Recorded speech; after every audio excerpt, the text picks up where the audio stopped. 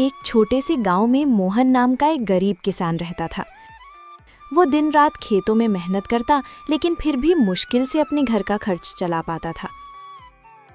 सुबह होते ही वो हल लेकर खेत में लग जाता, पसीने और चिंता के साथ अपनी जिंदगी को जैसे तैसे आगे बढ़ाता रहता।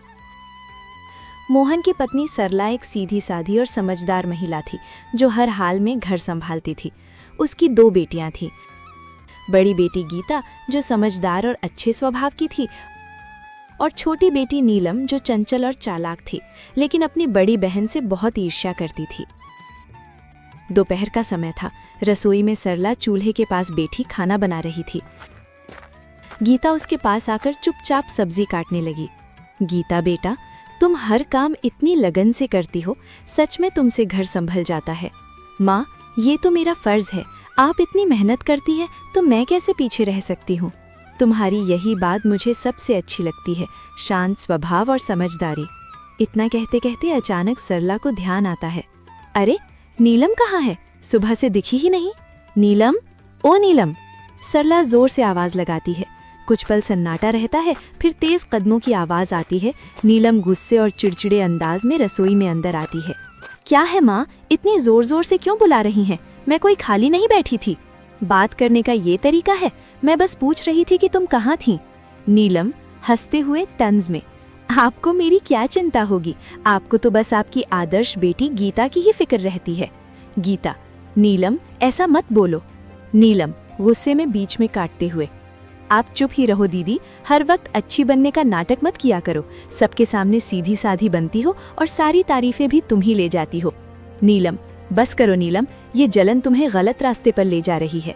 हाँ, जलन है मुझे, क्योंकि मुझे हमेशा आप दोनों के बीच में छोटा और बेकार महसूस कराया जाता है।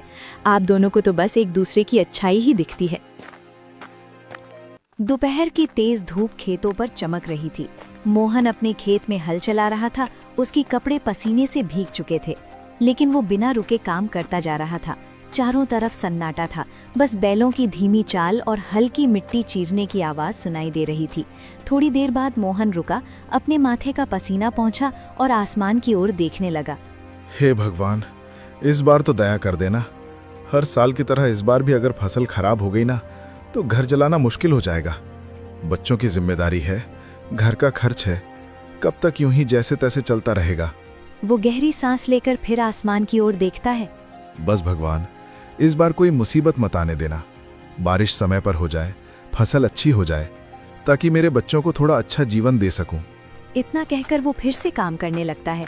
तभी दूर से कोई आवाज लगाता है, अरे मोहन! मोहन मुड़कर देखता है। उसका दोस्त रामलाल उसकी तरफ आ रहा होता है।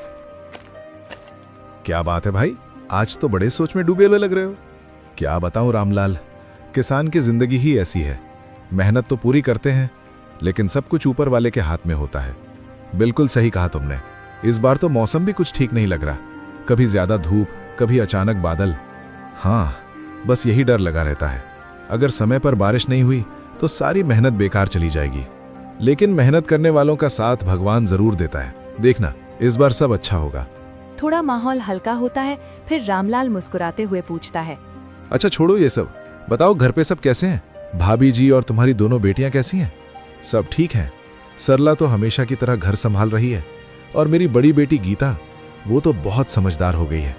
घर के हर काम में हाथ बटाती है, कभी शिकायत नहीं करती। अरे वाह, ये तो बहुत अच्छी बात है। आजकल ऐसी लड़कियां कहाँ मिलती हैं। हाँ, लेकिन छोटी वाली नीलम, उसका स्वभाव थोड़ा अलग है, चंचल है और कभी कभी गुस्सा भी जल्दी आ जाता है। समझाने की कोशिश करता हूं, लेकिन उम्र भी तो ऐसी है।